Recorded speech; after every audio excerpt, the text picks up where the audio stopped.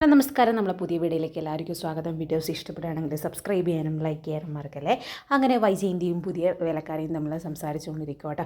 ആ സമയത്ത് ബബിതയും കൃഷ്ണയും വരുന്നുണ്ട് കേട്ടോ. എന്നിട്ട് ബബിത ചോദിക്കുന്നുണ്ട്, അമ്മ ഇവിടെ എന്ത് ചെയ്യുക, അമ്മയ്ക്ക് ഇത് എന്തിൻ്റെ കേടാണെന്ന് ചോദിക്കുകയാണ്. അന്നേരം വൈജയന്തി പറയുന്നുണ്ട്, ഞാനെന്താ ഇവിടെ ചെയ്യുന്നില്ലേ, എന്തെങ്കിലും ചെയ്യുന്നുണ്ടെങ്കിൽ ഇതാ ഇവളാ ചെയ്യുന്നതെന്ന് പറയാണ്. അന്നേരം ബബിത പറയുന്നുണ്ട്, ഇത്രയും കാലം ഞങ്ങളല്ലേ ഇത് ചെയ്തുകൊണ്ടിരുന്നത്, ആ സമയത്ത് എന്തായിരുന്നു പ്രശ്നം എന്ന് പറയാണ്. അന്നേരം വൈജയന്തി പറയുന്നുണ്ട്, ഇവിടെ ഒരു വേലക്കാരി പോയാൽ വേറൊരു വേലക്കാരി വരും, അത് സർവ്വസാധാരണയല്ലേ, മുന്നേ ഇല്ലാത്ത പ്രശ്നം ഇപ്പോഴെന്താന്ന് പറയാണ്. പിന്നെ പറയുന്നുണ്ട്, ഇവിടെ വേലക്കാരി ഇല്ലാതിരുന്ന സമയത്ത് നിങ്ങളുടെ മലയും മൂത്രവും വാരിയിട്ട് പിന്നെ ഈ വീട്ടിലെ എല്ലാ പണിയും എടുത്തിട്ടുള്ളതാണ്. ആ സമയത്ത് ആരുടെ സപ്പോർട്ടും എനിക്ക് ഉണ്ടായിരുന്നില്ല, ഇനിയും ആ സപ്പോർട്ട് എനിക്ക് ആവശ്യമില്ല. ഞാൻ പറയുന്നത് നിങ്ങൾ രണ്ടുപേരും കേട്ടാൽ മതി. നിങ്ങൾ കോളേജിൽ പോകുന്ന സ്കൂളിൽ പോകുന്ന പിള്ളേരാണ്, നിങ്ങൾക്ക് ഒരുപാട് പഠിക്കാനുണ്ട്. ആ സമയത്ത് അടുക്കള പണിയെല്ലാം നിങ്ങൾ ചെയ്യേണ്ടതെന്ന് പറയാണ്. മറ്റവർക്ക് ഇവിടെ കാലം നീട്ടിയിരിക്കാൻ വേണ്ടിയിട്ട് നിങ്ങളെ അടുക്കളപ്പണിയെല്ലാം പഠിപ്പിച്ചിട്ടുണ്ടാവും, പക്ഷേ ഞാൻ ഉണ്ടാവുന്ന സമയത്ത് നിങ്ങൾ അടുക്കളയിൽ കയറേണ്ട ആവശ്യമില്ല എന്ന് പറയാണ്. അന്നേരം ബബിത പറയുന്നുണ്ട്, അമ്മയ്ക്ക് എന്തിൻ്റെ കേടാ, അമ്മയ്ക്ക് ഈ വാശി കളിച്ചിട്ടേ പറ്റത്തുള്ളൂ എന്ന് പറയാണ്. അന്നേരം വൈജയന്തി പറയുന്നുണ്ട്, ഞാനാണ് ഈ വീട്ടിലെ കുടുംബനാഥ, ഞാൻ പറയുന്നത് മാത്രമേ ഇവിടെ കേൾക്കാൻ പാടുള്ളൂ എന്ന് പറഞ്ഞിട്ട് അവർ രണ്ടുപേരും തർക്കിക്കുക കേട്ടോ. ആ സമയത്ത് കൃഷ്ണനും സംസാരിക്കാണ്ട് അവിടെ നിൽക്കുന്നുണ്ട്. എന്നിട്ട് ബബിത പറയുന്നുണ്ട്, അമ്മയോട് സംസാരിക്കുന്നതിനേക്കാളും നല്ലത് ഇവിടുന്ന് പോകുന്നതാണെന്ന് പറഞ്ഞിട്ട് ബബിത അങ്ങ് പോവുക കേട്ടോ. എൻ്റെ വൈജയന്തി സർവൻ്റെ ഏച്ചിയോട് പറയുന്നുണ്ട്, ഇന്നിവിടെ സാമ്പാറും ഒരു തോരനും ഒരു മുട്ട ചിക്കിയതും മാത്രം മതി എന്ന് പറയാണ്. അതായത് സർവൻ്റെ ഏച്ചി പറയുന്നുണ്ട്, ആ ശരി എന്ന് പറയാണ്. എന്നിട്ട് പിന്നെ പറയുന്നുണ്ട്, ഇവിടെ നടന്ന കാര്യങ്ങൾ ഇവിടെ തന്നെ വെച്ചിട്ട് പുറത്ത് പോയിക്കൊള്ളണം, വേറെ എവിടെയെങ്കിലും പറഞ്ഞിട്ടുണ്ടെങ്കിൽ നിൻ്റെ ഇവിടുത്തെ പണി പോകുമെന്ന് പറയാണ്. അന്നേരം സർവൻ്റെ ഏച്ചി പറയുന്നുണ്ട്, ഇല്ല ചേച്ചി, ഞാൻ ആരോടും ഒന്നും പറയത്തില്ല എന്ന് പറയാൻ. ആ സമയത്തും കൃഷ്ണമോൾ അവിടെ തന്നെ ഉണ്ട് കേട്ടോ. എന്നിട്ട് പറയുന്നുണ്ട് വൈജയന്തി, നീ എന്താ പോയില്ലേ, നിനക്ക് പഠിക്കാനൊന്നും ഇല്ലേ എന്ന് പറയാണ്. എന്നിട്ട് വൈജയന്തി അടുക്കളയിൽ നിന്ന് പുറത്തേക്ക് പോവാട്ടോ. ആ സമയത്ത് പിറകിൽ കൃഷ്ണയും പോകുന്നുണ്ട്. എന്നിട്ട് കൃഷ്ണ വൈജയന്തി ചോദിക്കുന്നുണ്ട്, അമ്മയ്ക്ക് ഇത് എന്തിൻ്റെ പ്രശ്നം, എന്തിനാ വെറുതെ ചുമ്മാ വഴക്കൊക്കെ ഉണ്ടാക്കുന്നതിന്. അന്നേരം വൈജയന്തി പറയുന്നുണ്ട്, ചുമ്മാതാണോടി, നിങ്ങൾക്ക് പഠിക്കണ്ടേ, ആ സമയത്ത് അടുക്കള പണിയും വീട്ടു ജോലിയൊക്കെ ചെയ്താൽ നിങ്ങൾക്ക് പരീക്ഷയ്ക്ക് മാർക്ക് കിട്ടുമെന്ന് ചോദിക്കുകയാണ്. അന്നേരം കൃഷ്ണ പറയുന്നുണ്ട്, പഠിത്തത്തിന് ഒരു കുഴപ്പമുണ്ടായിരുന്നില്ല, നമ്മൾ 3 പേരും നല്ല സന്തോഷത്തോടെ ചിരിച്ചും കളിച്ചായിരുന്നു കുക്ക് ചെയ്തിരുന്നതെന്ന് പറയണം. അന്നേരം യാതൊരു പ്രശ്നം ഉണ്ടായിരുന്നില്ല എന്ന് പറയാണ്. എന്നിട്ട് വൈജയന്തി പറയുന്നുണ്ട്, നിങ്ങളൊക്കെ ആ രോഹിത്തിനെ കൊണ്ട് പണിയെടുപ്പിക്കുന്നില്ല, അതൊരു കൊച്ചല്ലേ, ആ കൊച്ചിനെ കൊണ്ട് പണിയെടുപ്പിക്കാൻ പാടുണ്ടോ എന്നൊക്കെ ചോദിക്കുന്നുണ്ട്. പിന്നെ ഞാൻ കണ്ടു നിങ്ങളുടെ തുണി വരെ അവൻ അയൺ ചെയ്യുന്നതെന്ന് പറയാണ്. അന്നേരം കൃഷ്ണൻ പറയുന്നുണ്ട്, രോഹിയേട്ടൻ ജോലി ചെയ്താൽ എന്താ, ആൺകുട്ടിയായാലും എന്താ, ആൺകുട്ടികൾക്ക് എന്താ പണിയെടുത്തൂടെ, അതും സ്വന്തം പെങ്ങൾക്ക് വേണ്ടിയല്ലേ എന്നൊക്കെ പറയാം കേട്ടോ. രോഹിയേട്ടനാണെങ്കിൽ കറിയും സാമ്പാറും ചോറും പുളിശ്ശേരിയും അവിയലും ഒക്കെ ആക്കാനറിയാം, എല്ലാം അലിന ചേച്ചി പഠിപ്പിച്ചതെന്ന് പറയാണ്. അന്നേരം വൈജയന്തി പറയുന്നുണ്ട്, മിണ്ടാതിരുന്നു, എനിക്ക് വിറങ്ങൽ വെച്ചിട്ട് വരുന്നുണ്ട് എന്ന് പറയാണ്.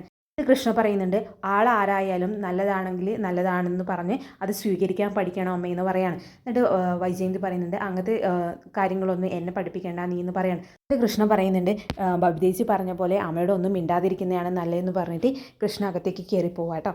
പിന്നെ കാണിക്കുന്നത് ബാലചന്ദ്രനാട്ടോ. ബാലചന്ദ്രൻ അവിടെ മുറ്റത്ത് പത്രം വായിച്ചുകൊണ്ടിരിക്കുന്നുണ്ട്. ആ സമയത്ത് ബബിത ദേഷ്യത്തോടെ വന്നിട്ട് ബാലചന്ദ്രൻ്റെ അടുത്ത് നിൽക്കുന്നുണ്ട് കേട്ടോ. എന്നിട്ട് ബബിത ചോദിക്കുന്നുണ്ട്, അമ്മ എന്തൊക്കെയാണ് ഇവിടെ ചെയ്ത് കൂട്ടുന്നത്, ഇതൊക്കെ അച്ഛനങ്ങനെ അറിഞ്ഞിട്ടാണോ ചെയ്യുന്നതെന്നൊക്കെ പറയാം കേട്ടോ.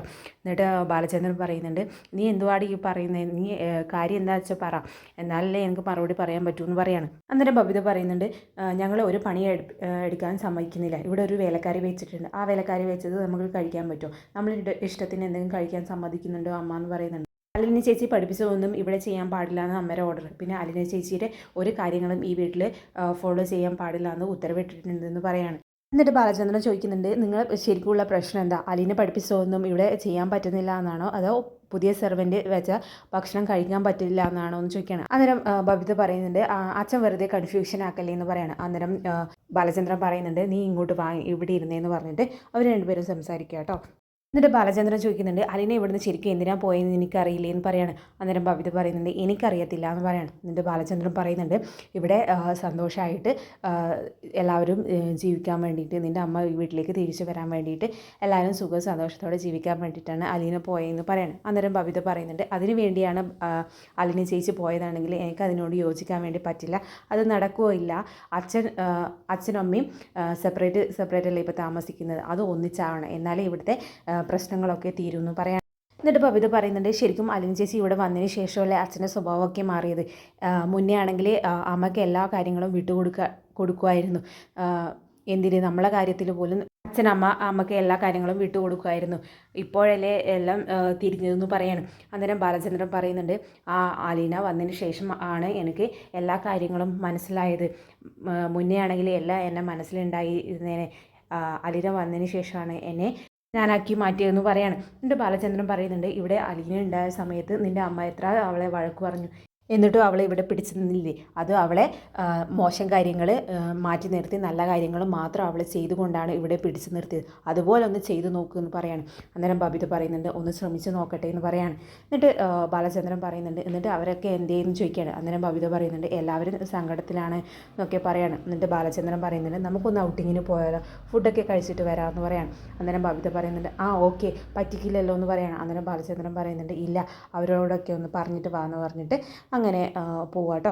അങ്ങനെ അവിടുത്തെ സെർവൻറ്റേജ് ഫുഡൊക്കെ എടുത്ത് വെക്കാം കേട്ടോ. ആ സമയത്ത് വൈജയന്തി വരുന്നുണ്ട്. വന്നിട്ട് ടേബിൾ കണ്ടിട്ടാണ് പറയുന്നത്, ഇതെന്താ ഇവിടെ സദ്യ ഉണ്ടോ എന്ന് ചോദിക്കുകയാണ്. അന്നേരം സെർവൻറ്റേജ് പറയുന്നുണ്ട്, എല്ലാവരും വിളിക്കുകയും ചെയ്ത് ഇതെല്ലാവർക്കും ഇഷ്ടപ്പെടും എന്ന് പറയാണ്. അങ്ങനെ എല്ലാവരും വിളിക്കുന്ന സമയത്ത് ബാൽക്കണിയിൽ നിന്ന് ഇറങ്ങിയിട്ട് ബാലചന്ദ്രൻ വരുന്നുണ്ട് കേട്ടോ. ആ സമയത്ത് തന്നെ ബബിതയും കൃഷ്ണയും റൂമിൽ നിന്ന് ഇറങ്ങി വരുന്നുണ്ട്. നല്ല റെഡിയായിട്ട് സുന്ദര കുട്ടികളായിട്ടാട്ടോ പുറത്തേക്ക് വരുന്നത്. ആ സമയത്ത് രോഹിത് മേലെ നിന്ന് ഇറങ്ങി വരുന്നുണ്ട്. എന്നിട്ട് പറയാണ്, നിങ്ങൾ എവിടേക്കാണ് ഈ പോകുന്നത് എന്ന് പറയാണ്.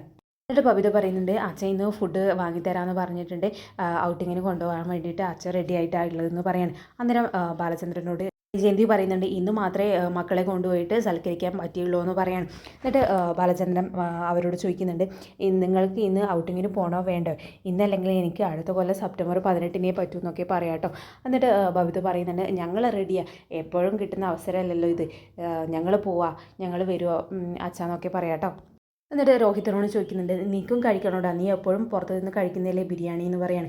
അന്നേരം രോഹിത് പറയുന്നുണ്ട്, എനിക്ക് ബിരിയാണി വേണ്ട, എനിക്ക് കുഴിമന്തി മതി എന്ന് പറയാണ്. എന്നിട്ട് ബാലചന്ദ്രൻ പറയുന്നുണ്ട്, ഷോപ്പിങ്ങിന് പോകണം, പിന്നെ സിനിമക്ക് പോകണം എന്നൊക്കെ ചോദിക്കുകയാണ് കേട്ടോ. അന്നേരം രോഹിത് പറയുന്നുണ്ട്, മൂവിക്ക് പോകട്ടെ, നമുക്ക് വേറൊരു സമയത്ത് ആലോചിക്കാമെന്ന് പറഞ്ഞിട്ട് ബബിത പുറത്തേക്ക് ഇറങ്ങി പോകുന്നുണ്ട്. എന്നിട്ട് കൃഷ്ണൻ പറയുന്നുണ്ട്, ഞങ്ങൾ പോയിട്ട് വരട്ടെ അമ്മയെന്ന് പറഞ്ഞിട്ട് അവർ രണ്ടാളും ഇറങ്ങി പോകുക കേട്ടോ. എന്നിട്ട് സെർവൻ്റ് ചേച്ചി പറയുന്നുണ്ട്, എല്ലാവരും പോയോ എന്ന് ചോദിക്കുകയാണ്. എന്നിട്ട് വൈജയന്തി പറയുന്നുണ്ട്, ആ പോയി, എന്നോടുള്ള വാശി തീർക്കാൻ വേണ്ടിയിട്ടാണെന്ന് പറയാണ്. എന്നിട്ട് സെർവൻ്റ് ചേച്ചി പറയുന്നുണ്ട്, ഇനി ഈ ഫുഡൊക്കെ എന്ത് ചെയ്യുമെന്ന് പറയാണ്, ഇതെല്ലാം വേസ്റ്റായി പോയല്ലോ എന്ന് പറയാണ്. അന്നേരം വൈജയന്തി പറയുന്നുണ്ട്, ആ ഫ്രിഡ്ജിലോട്ട് ഏറ്റവും കയറ്റി വെക്കുമെന്ന് പറയാണ്. അന്നേരം സെർവൻ്റ് ചേച്ചി പറയുന്നുണ്ട്, ഫ്രിഡ്ജിലോട്ട് വെച്ചാൽ ടേസ്റ്റ് ഒന്നും കാണത്തില്ല എന്ന് പറയാണ്. എന്നിട്ട് വൈജയന്തി പറയുന്നുണ്ട്, നീ എന്തെങ്കിലുമൊക്കെ ചെയ്യുക, എനിക്ക് അങ്ങ് ആ തോട്ടിൽ കൊണ്ടുപോയി ഇടാനാണ് എനിക്ക് തോന്നിയെന്ന് പറഞ്ഞിട്ട് അകത്തേക്ക് കയറി പോട്ടെ വൈജയന്തി. എന്നിട്ട് സെർവൻ്റ് ചേച്ചി പറയുന്നുണ്ട്, ഞാനെന്തിനും കഴിക്കാതിരിക്കണം എന്ന് പറഞ്ഞിട്ട് പപ്പടമൊക്കെ എടുത്ത് കഴിക്കുക കേട്ടോ. പിന്നെ കാണിക്കുന്നത് അലീന മനുവെ ഫോൺ വിളിക്കുന്ന സീനാട്ടോ. ഫോൺ എടുത്തിട്ട് അലീന ചോദിക്കുന്നുണ്ട്, എവിടെയാ മനുവേട്ടാന്ന് ചോദിക്കുകയാണ്. അന്നേരം മനു പറയുന്നുണ്ട്, ഞാനിവിടെ വീട്ടിൽ തന്നെ ഉണ്ട് പെണ്ണേ എന്ന് പറയാണ്. അന്നേരം അലീന പറയുന്നുണ്ട്, ഓ ആണോ ചെറുക്കാന്നൊക്കെ പറഞ്ഞിട്ട് അവർ സംസാരിക്കാട്ടോ. എന്നിട്ട് മനു ചോദിക്കുന്നുണ്ട്, എന്താ വിശേഷം പറ അവിടുത്തെ എന്നൊക്കെ പറയാട്ടോ. എന്നിട്ട് അലീന പറയുന്നുണ്ട്, ഞാനും കേണലും തമ്മിലുള്ള യുദ്ധം തുടങ്ങാനുള്ള സാധ്യത ഒക്കെ ഉണ്ട് എന്ന് പറയാണ്. അന്നേരം മനു പറയുന്നുണ്ട്, അതിനുള്ള ധൈര്യമൊക്കെ നിനക്കുണ്ടോ എന്നൊക്കെ ചോദിക്കാം കേട്ടോ. പിന്നെ വല്യപ്പച്ചൻ വന്ന കഥയും എന്നെ ഓടിക്കാൻ വന്നതാ, പിന്നെ കേടല്ലേ മമ്മയുടെ ഫേസായി എനിക്കുള്ളതെന്ന് പറഞ്ഞിട്ട് ഞാനിപ്പോൾ വല്യപ്പച്ചനും ഒറ്റക്കെട്ടാന്ന് പറഞ്ഞ് അങ്ങനെ സംസാരിക്കാം കേട്ടോ.